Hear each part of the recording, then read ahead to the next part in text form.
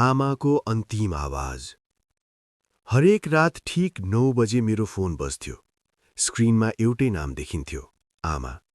खाना खायो? त्यो एउटै प्रश्न थियो, तर त्यसमा आमाको सारा संसार अटाएको हुन्थ्यो। म प्राय हतारमै जवाफ दिन्थे, खाएँ आमा। कहिलेकाहीँ झुटै भए पनि। काम, थकान र आफ्नै समस्यामा डुबेको म आमाको माया बुझ्न ढिलो गरिरहेको थिएँ। आमा गाउँमा एक्लै बस्नुहुन्थ्यो। बाबा बितेपछि उहाँको संसार म नै थिएँ।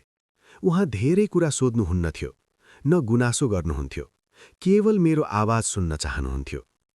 एक साँझ म निकै थाकेको थिएँ, मन खिन्न थियो। ठीक 9 बजे फोन बज्यो। मैले स्क्रिन हेरेँ र फोन उठाइनँ।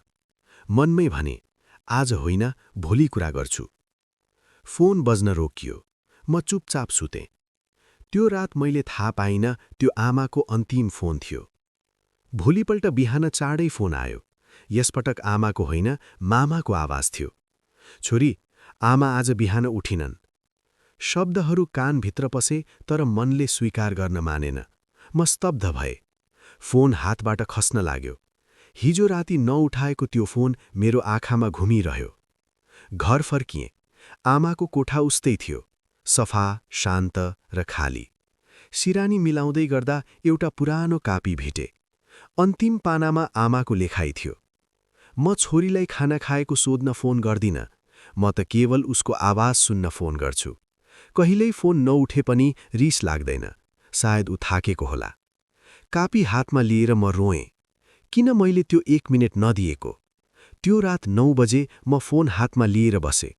म चाहन्थेँ फोन बजोस्, आमाको आवाज फेरि सुनियोस्। तर फोन चुपचाप थियो, सधैँका लागि। त्यो दिन मैले बुझेँ, माया सधैँ ठूला शब्दमा हुँदैन।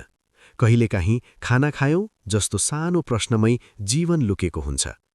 अब फोन बज्दैन, तर आमाको अन्तिम आवाज मेरो मनमा सधैँ बजिरहन्छ।